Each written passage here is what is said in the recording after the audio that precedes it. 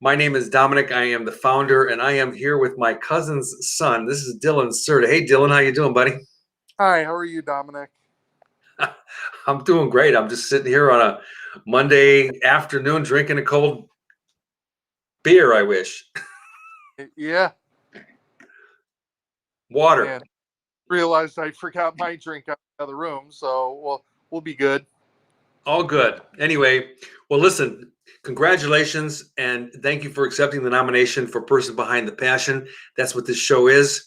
So you rock, man. You're all about law enforcement, right? Yes, sir. Just started my federal law enforcement career about 10 months ago, and prior to that, I've worked in all different types of, uh, honestly, all three different types of the law enforcement field. I've done a stint in corrections, I've done a stint as a road police officer, and I've done a little stint in the court system. Amazing. Amazing. Well, we're going to find out about your story. For those of you who are here for the first time and you don't know what this is about, this is an interview. It's called Person Behind the Passion. And Dylan, I nominated him because I've known this. He's been passionate about law enforcement as far as back as I can remember when he was still in diapers. He's playing cops and robbers. Mm-hmm. So, if you don't know what the Self Achievement Network is, basically we are a hub on Facebook and some of the other social media, platforms. And so, what we do here in the Self Achievement Network is I interview people, and people get to post their stuff that they do, what they're passionate about, and I give people the opportunity to either discover, share, or evolve their passion. And so today, what we're going to be doing is asking Dylan questions about how he decided to get into law enforcement and the whole story behind that and what he's doing and all that stuff. And I've got my little rapid fire list of some questions I may ask, but I'm not going to tell you what those are. We could get personal here, but I won't. I'm just kidding. Yeah, good.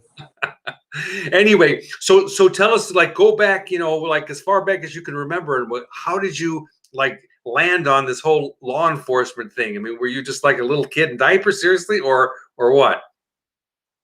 Well, it was always between law enforcement or following in my dad's footsteps and going into the railroad, being a locomotive engineer. But I chose law enforcement because every day is different. Every day you're doing something different. One day you could be out on a car accident.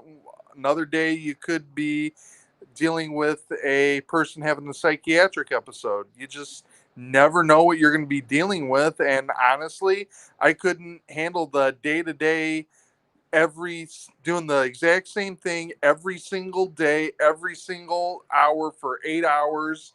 And it just gets old real quick as compared to Mm-hmm. law enforcement. I could be sitting somewhere and bored out of my mind, or I could be going back to back to back to back and busy all night long. So you just never know. Mm-hmm. That's why I picked it. So, I mean, I don't know who was it that told me that you were like, since you were a little kid, seriously, you were like totally like dressing up for a Halloween costume. I mean, your Halloween outfit was a police officer or something like. I don't know if maybe I dreamt that. I don't know. Maybe. So when did it all start? I mean, were you in high school?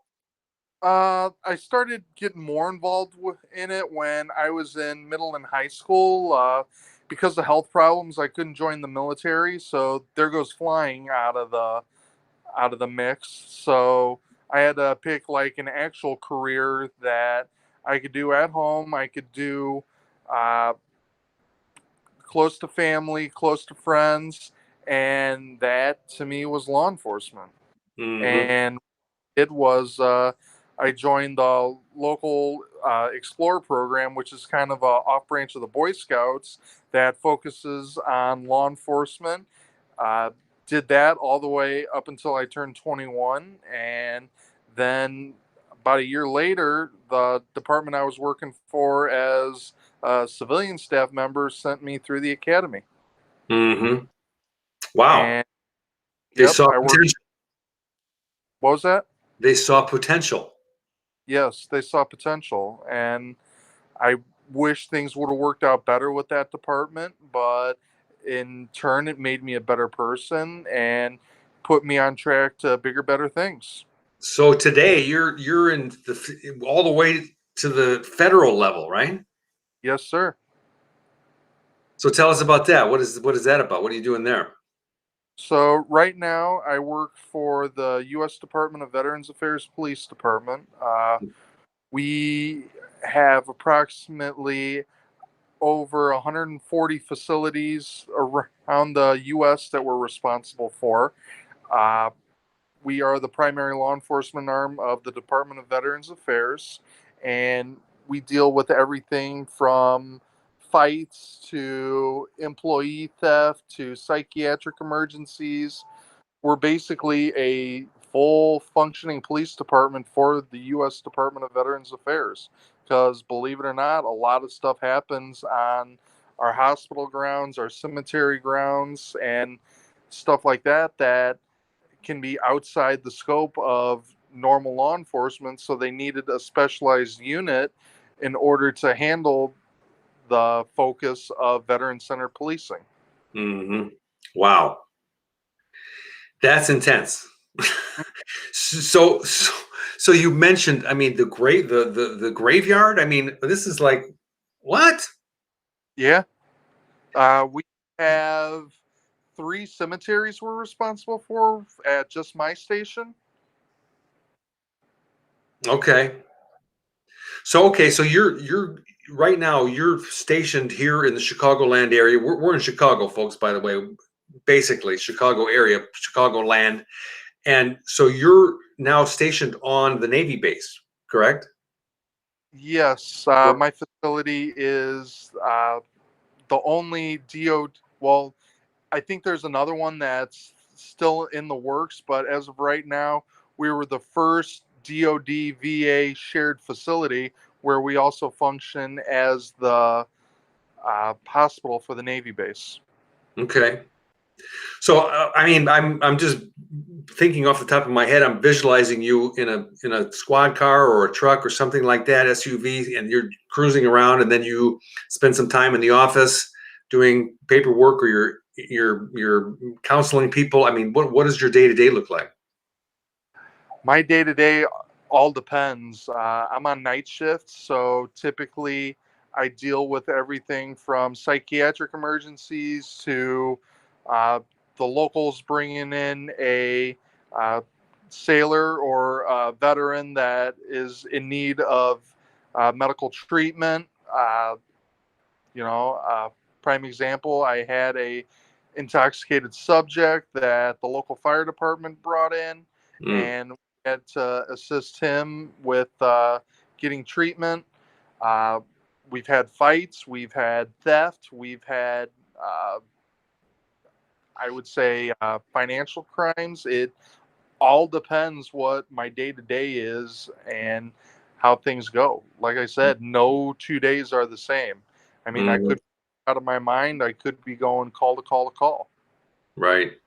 So you said a subject. This is a person that is what like they would be a veteran. That's why the local fire department or police would bring them back to the base because they're veterans.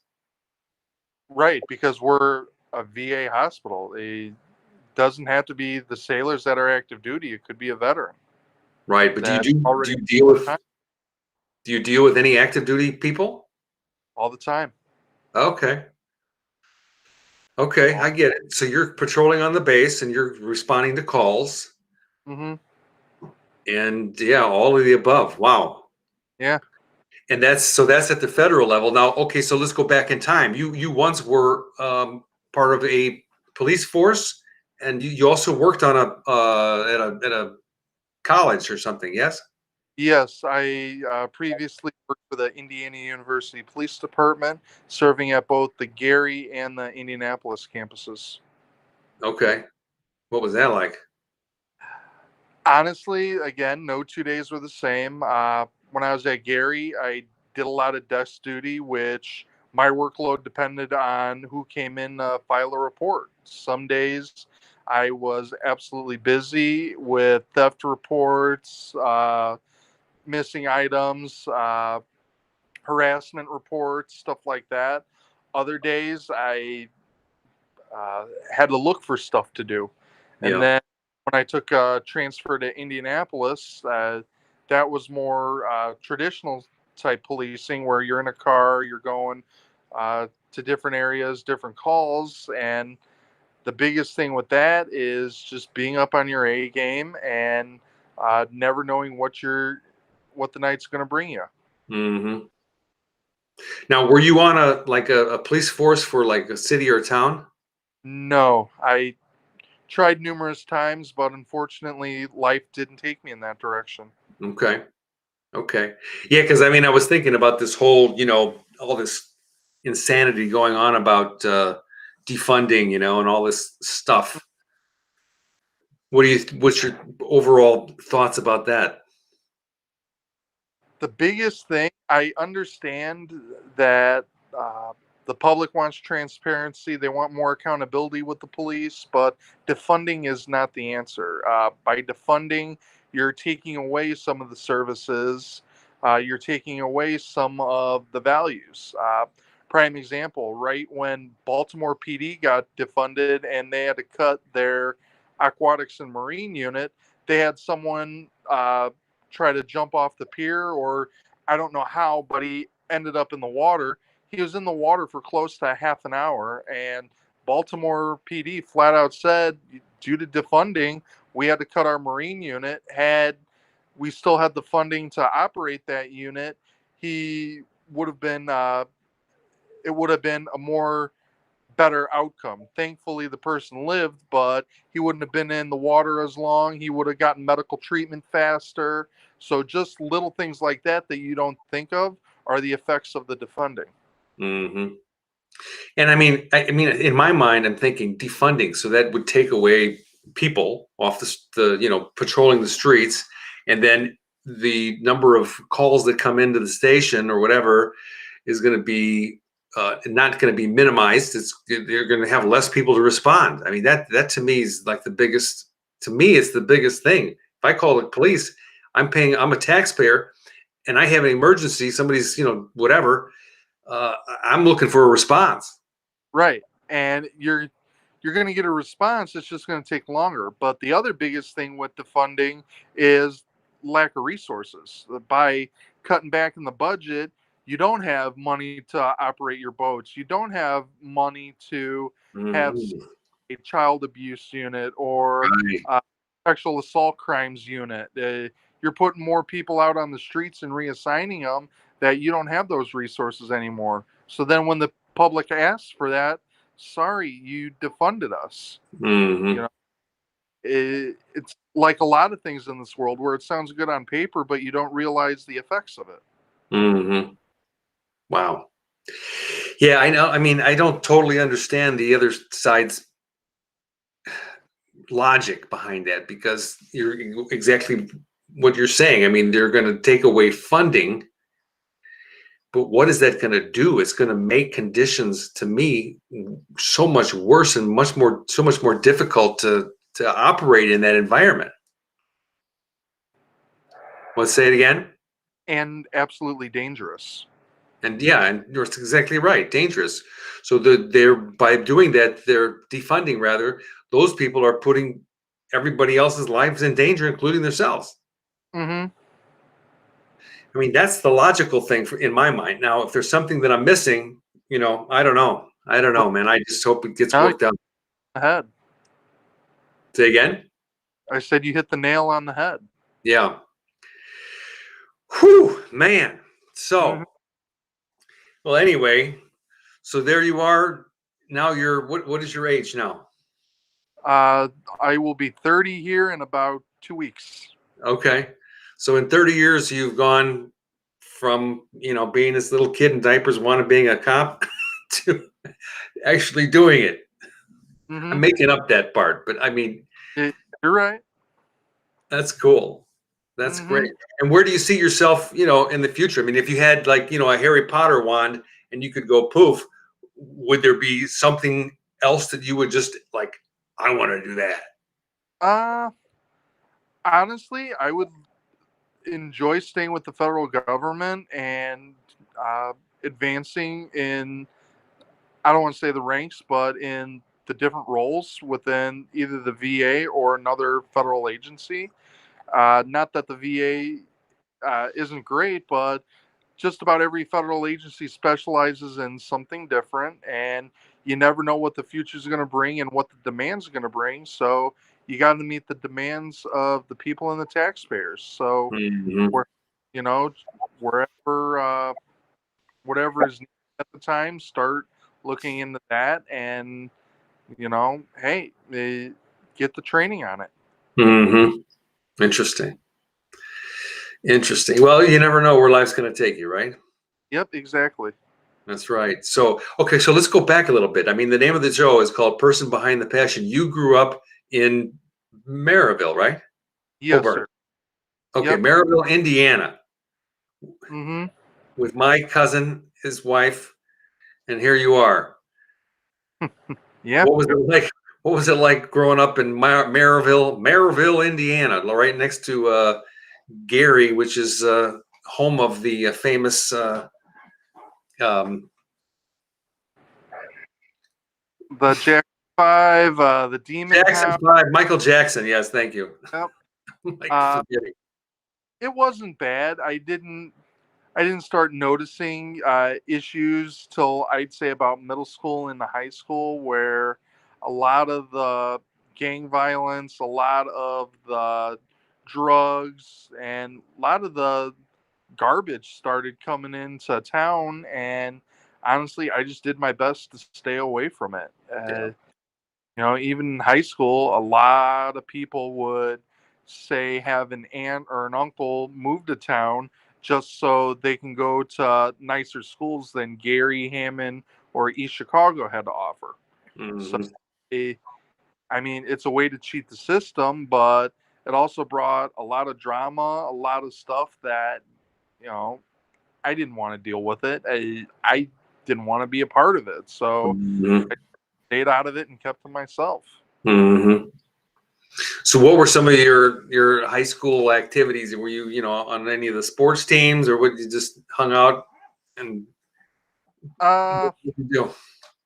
I did the high school ROTC all 4 years. Other than that, I wasn't on any sports team. I wasn't like on any academic team. I did the television club for my senior year, so got to produce knockoff Saturday Night Live skits, which absolute blast. Are they recorded? You still have them? Yeah. Uh, Last I heard, they were online somewhere. I don't know what website they were on. I know a couple of them got on YouTube, but it was fun. A thing. That I would like to see. Mm. Yeah, I think the ones that are on YouTube, it was like a decathlon between me and another staff member on there, and I mean, I blew them both out of the water. For as dorky as I was back then. That's crazy. So you're a YouTube star for all the wrong reasons. I wouldn't say all the wrong reasons. There's a lot more stuff I could be a star for that could be more infamous. Yeah. So where'd you go to college? I went to Indiana University in Gary. They have a local campus there, and I did all 4 years there with a small stint down in Bloomington for a semester. Oh, okay. And what did you study? Criminal justice and public administration. Basically, the business aspect behind running a government agency. Hmm. Wow. It's amazing to me. There's so much information to know how it It, all works. And it is. Yep. A lot of information, a lot of like stuff that you didn't think of. Prime example is okay. Unlike I know your background's in business. Unlike business, we're not, I don't want to say we're not supposed to be making a profit, but we're supposed to be equaling out our costs. So if we are in the red, why are we in the red? What do we need to do to get in the black a little bit, if not have a surplus? If we Hmm. have, okay, are we going to invest it in something for the community? Are we going to invest it in something long term, or are we going to keep saving it till a situation arises? That way we can better get it, or get it better rectified at the time, versus if we didn't have those monetary resources. Hmm. How do you make a profit? This is one of those question marks in everybody's mind. It's like that they only got stopped because they had a requirement for so many tickets a day. I mean, you've heard that, I'm sure. Yeah, contrary to popular belief, it's actually illegal to have a requirement or a quota or any of that, at least in Indiana. And in the federal system, they flat out say we're not a numbers driven organization. So, yeah, you can write a ticket, but you're not going to get anything special for it. Right. There's no, like, magic number at the end of the shift or at the end of the month. Yeah, I mean, but that's right. That's just what the excuse that people use because they got pulled over. Yeah, they just had to Exactly. reach their quota. Well, best way to put it is from comedian Chris Rock in one of his famous skits: "Obey the law." There you go. It's really easy, huh? Laws are written for a reason. Think of them kind of like helpful hints. That's right. I love that skit. Do not run, Hmm. or you will get your ass kicked. And that was the old days, but still, a lot of the tips are still relevant today.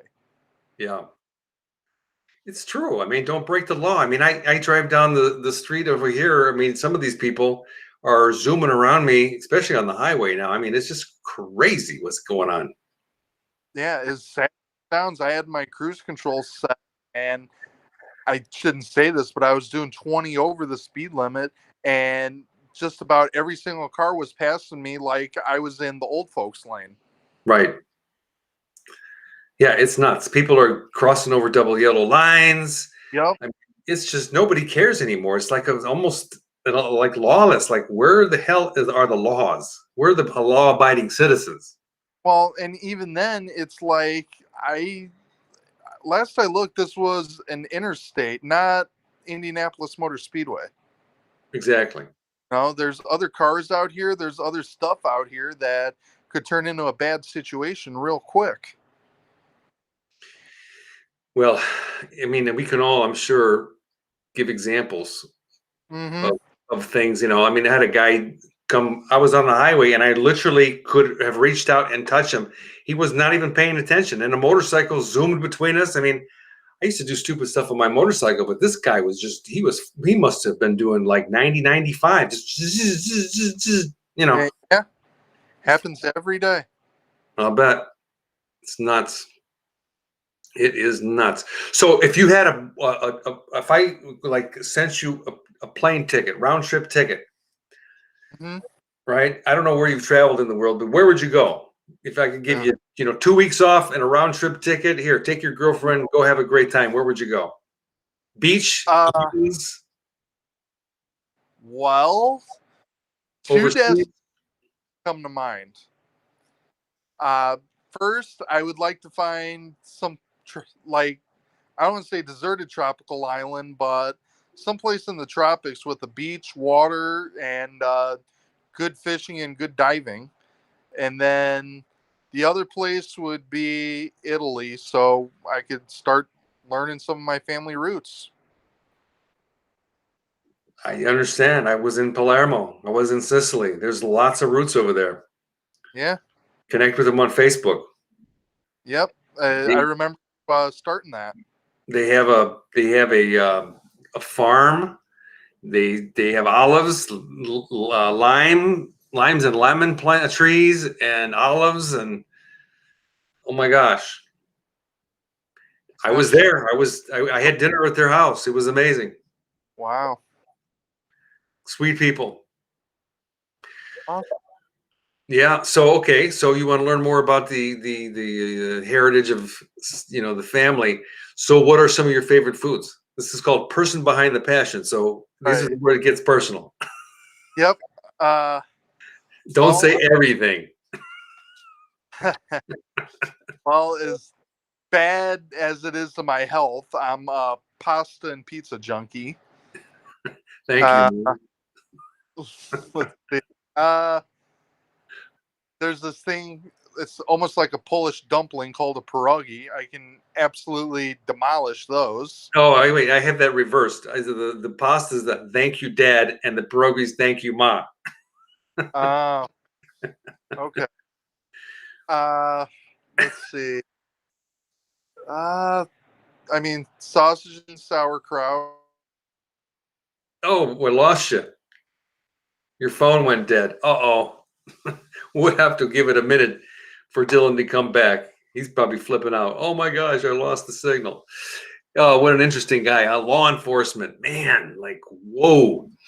And I can't even imagine. I mean, we don't really know the stuff that goes on behind the scenes, but he says he sees it all. He sees it all. Dylan, not yet. I'm not seeing you. I don't know if you can hear me, but I can see that you're attempting to get back on. And I don't know how or why this happened. Not a clue. So what I can say is if you can hear me, go completely back out, do a restart on your phone, and then come back in with that link that I sent you on Messenger.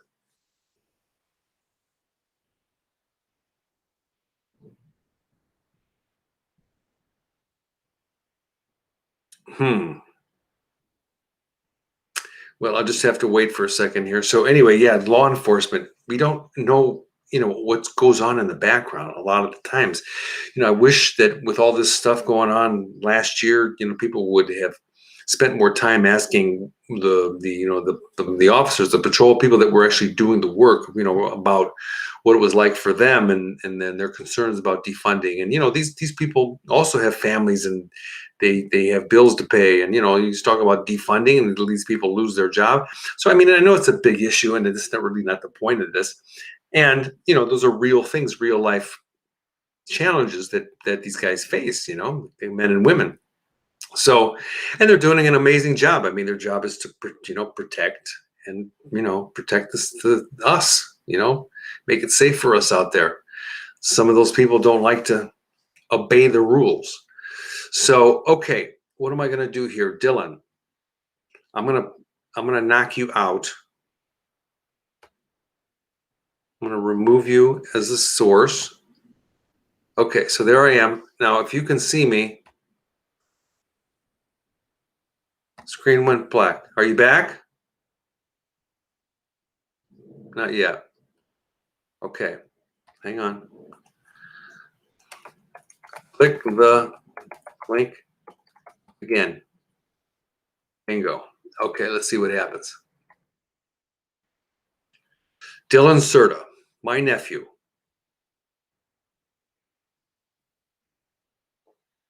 And I see you trying it again, and you're not coming through. Your video is not coming through. That is really strange. I have no idea what to do because there's no other buttons here for me to click. Usually it's just an auto.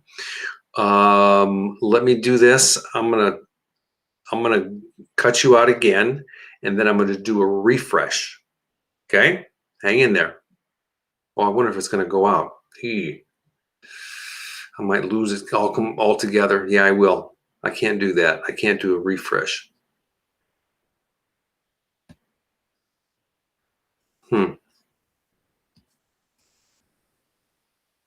Broadcast is over. Did you have a great job? You did a great job today. No, but it keeps showing.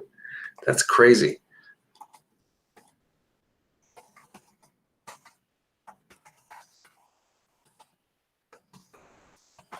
Restart your phone, retry the link. We'll get them back. I have faith in technology. That's right. So anyway, if you're listening, you're watching this, thank you for hanging in there. Sometimes this stuff happens. We never know.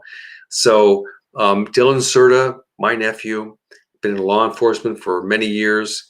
Yeah, he's a great guy. He's he's busy all the time. He's out there protecting and serving, and all that stuff. Went to college. Um, Man, a lot of stuff. Um, so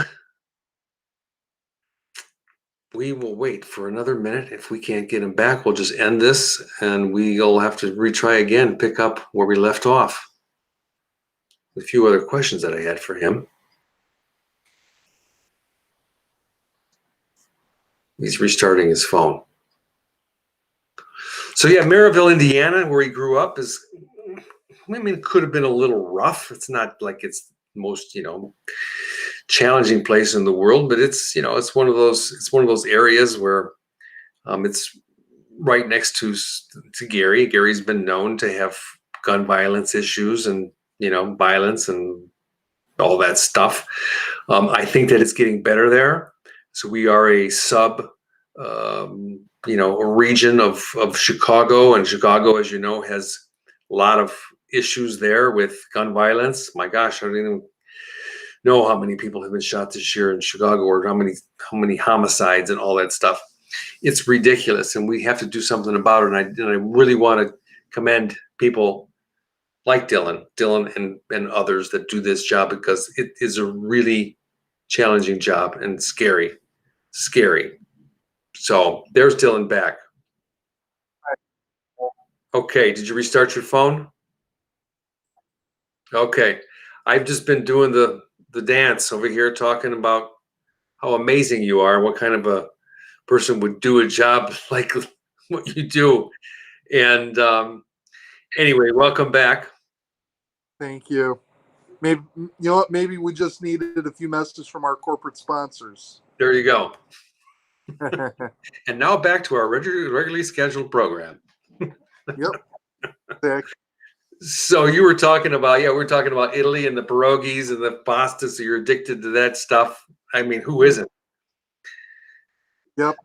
Mexican food. I'm a firm believer that there is such thing as an emotional support taco.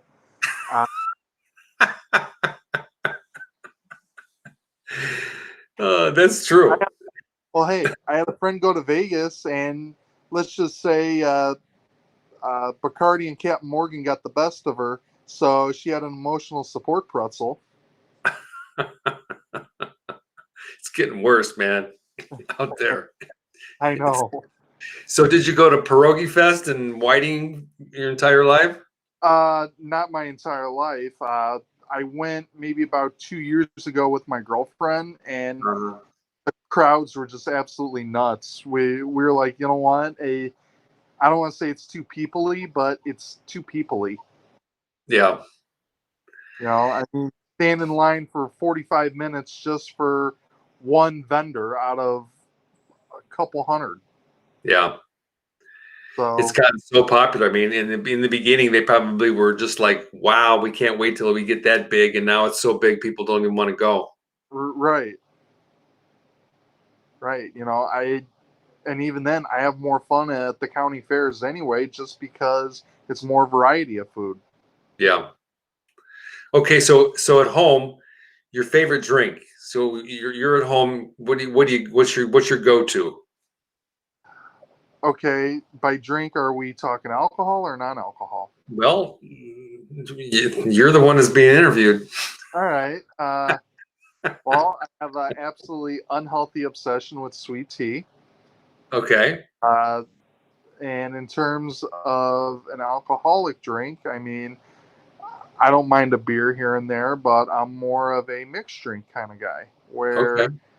uh, where I'll spike, say, a soda or something with some vodka, or even I'll take my tea and once in a while pour a shot or two of Jack Daniels in there. Okay. That's good. That's Mm-hmm. good. So you go out to dinner to a nice, to a restaurant, and you're going to order some pasta and pierogies. What kind of a drink do you get? Well, if we're doing a fine dining restaurant, like you said with the pasta, I would look into their wine menu and see what the server recommends, or flat out get something non-alcoholic, because at least if I know I'm driving, I have control over things. So I don't want to be too far into a bottle of wine or something, and oh, now we got to drive home. Do you check your blood alcohol content before you get in the car just because you're a officer of Uh, the no, I don't have one of those. Yeah, seriously, they're like a couple $100 a pop, and I can think of better. I can think of better things to do with my personal money than get one of those. Yeah. Interesting. Okay. All right, let's switch to music. What is your like go-to genre? My go-to genre. I mean, my radio's got just about everything on it. I got 60s, 70s, 80s rock. I got country on there. Some of the newer stuff. So it honestly all depends what I'm in the mood for. If Yeah. we're being. Yeah. I get that. I understand. I get it. Hmm. Cool. Very good. Okay. Um, let's see. If you ever ridden a horse, Yes, I have. you have a Yes. pony, or you're like, That was a rather interesting experience. Not so much the horse, but the girl I was seeing at the time. Her friends owned the horse and the barn, so all of us went out there. Me, her friends, and she brought her brother and his girlfriend along. Well, as it turns out, she, for lack of a better term, wanted to get stupid with a pocket knife and ended up closing the knife on her hand, and oh, we had to get ER at. She had to get. call your mom. The, we were out in like Chicago Heights or something, so that'd be too far of a drive. Yeah. Hmm. Woo. Hobbies. Yeah, You got some hobbies? Are you like into, I don't know, throwing axes? I only went axe throwing once, and it was rather interesting for a date night. Uh, in terms of regular hobbies, though, I like being out on the water, whether it be scuba diving, fishing, boating, or just relaxing. Uh, Bad as it sounds, the gun range is a frequent go to, because that is, I would say, my form of stress relief. Some Yeah. people drink, people find silence. Like uh, I like sending lead down range, and it turns out I'm actually pretty good at it, to the point I've competed before and come home with trophies. No kidding. Yeah, That's awesome. Well, I mean, it's a skill. I mean, people it have to is. look at it from the point of view of that it's a you know it's a hobby. It's fun. It's and it's a Mhm. skill. I mean, people don't bitch about people walking down the street with a bow and arrow on their back. Right. And even then, with my career field, I have to keep up on it, because that's one thing the instructors emphasize, that the firearm will get you into, but also out of, the most trouble in your life. Hmm. How old were you the first time you shot a gun? Uh, First time I shot a real gun, I would say about 14, 15. Hmm. What was that Uh, like? uh I mean, oh, I would say not what I expected. Everyone looks at the movies and thinks that's how things are, and I was like, oh, okay. I mean, that's it. I kind of Hmm. expecting more. Hmm. Yeah. Interesting. I remember the first time I shot a gun was I was in the Navy, and we had to qualify to on a 45. We had because I had made second class, and I was required to carry a gun when I was on quarterdeck duty, and because when we were on the pier, we had to make sure weirdos didn't come on the on the ship. Right. So I was required to carry a 45, and so I qualified. He called me down, and we were out to sea actually when I qualified, and he said, "Yeah, you got to go qualify in your 45." So I go down there. We go to the back of the ship, and they pull the gun out, and he's like, "Okay, there's 6 rounds in the chamber or whatever it's called. And then point the gun and then pull the trigger 6 times in the water. Okay, okay, sign here. Now you're certified to kill." Yeah. That's back in the day. I was like, man, I don't want to shoot anybody, but they were like, if somebody tries to get on, you can shoot them in the leg. Uh, Crazy days. hmm That's great. So they like to go out to the range. Your mom and dad have a boat, I know, right? They So do. that's where your love of being out on the water came from. That, and I always wanted to try scuba diving. I did it in high school, and I enjoyed it. And I mean, it's very expensive hobby, so I'm slowly getting into it again now that I'm an adult and I have money to put toward that, and uh, I enjoy it. Yeah, I've never done that. That's one thing I haven't done. It's really fun. You'd be surprised the stuff that lies just below the surface of the water. Well, I've seen a few YouTubes, and I can imagine. I've I've snorkeled, but I've never actually been down, you know.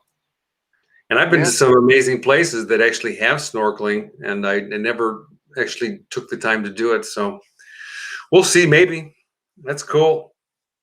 yeah, So as a, are you considered to be a police officer? Is that your that's my official title. okay? Police officer. All right. So as a police officer, what advice for those who are listening would you give them in terms of, you know, either, I mean, staying out of trouble? What's the good advice for, being a good citizen?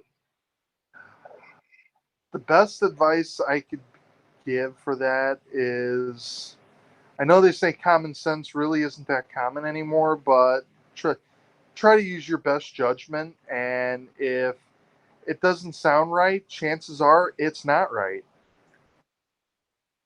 Yeah. That's the best way I can describe it. hmm Keep your nose clean, as my Mm, dad used to say. yep. Yep. Don't do anything I wouldn't do, but then again, don't do some of the stuff I would do either. That's crazy. All right, last question. So if just pretend like every single person on planet Earth is watching this interview, okay? So we have the undivided attention of humanity. Okay. What is that? Three, how many billion is that? 7.8? Yes. Something like that. Yeah.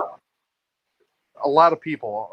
There's a lot of people. I They're all last night, so I'm a little too tired to be doing math right now. okay. So there's a lot of people watching us right now. What message do you have for our humans on this planet? Just be good to one another, if you have differences, put aside your differences. It's no reason to get mad over petty stuff. Just try to find ways to work together and be nice.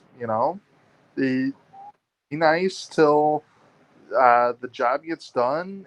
I'm not saying you got to hate each other. I'm not saying you got to start wars with one another, but just try to work with one another and come up with a compromise, if anything. Mhm. That's good advice. I mean, that's like right on the money because there are some people that in here it's so easy not to like them because of the Right. things that they do, and yeah, I mean, just try to get along. And a lot of our world leaders at times have a problem with this, but you got to swallow your ego at times and say, I'm sorry, or, hey, I'm going to take full responsibility for this. What can we do to make things better so we can work together? hmm Absolutely. Absolutely. Okay. One more question. What would you like to say to your folks and your girlfriend? You guys are awesome, and thank you. I mean, really, that's all I can think of. I mean, I tell my girlfriend I love her and appreciate her every day, so we got that going for us, which is nice. That's good. That's good. Okay, man. All right, Brandon, it's been thank you. fun. Thank you for sharing. I mean, it really is. It means a lot to me. And I don't get, and none of us get to hear, well, none, but most of us don't get to hear what's really going on behind the scenes. I know you got a tough job sometimes. And It is. thank you for what you do. You Well, are needed and you're wanted, and we appreciate you. you're welcome. Okay, man. All right, thank you Be so much. well. It's been an honor. You're very welcome. Same thing for me. It's been a real honor. If you want to nominate someone for Person Behind the Passion, just reach out to me, and we'll work it out. If you know somebody out there that's doing a kick-ass job, Sounds we're good. here. I mean, All right. some ideas, so I'll be shooting them your way. Okay. So for all of you out there that are watching, thank you for joining us today. Thank you so much to you, Dylan, and we will see you guys back in the Self-Achievement Network sometime soon. And remember to have fun and stay inspired. Talk to you soon. Bye-bye for now. Bye.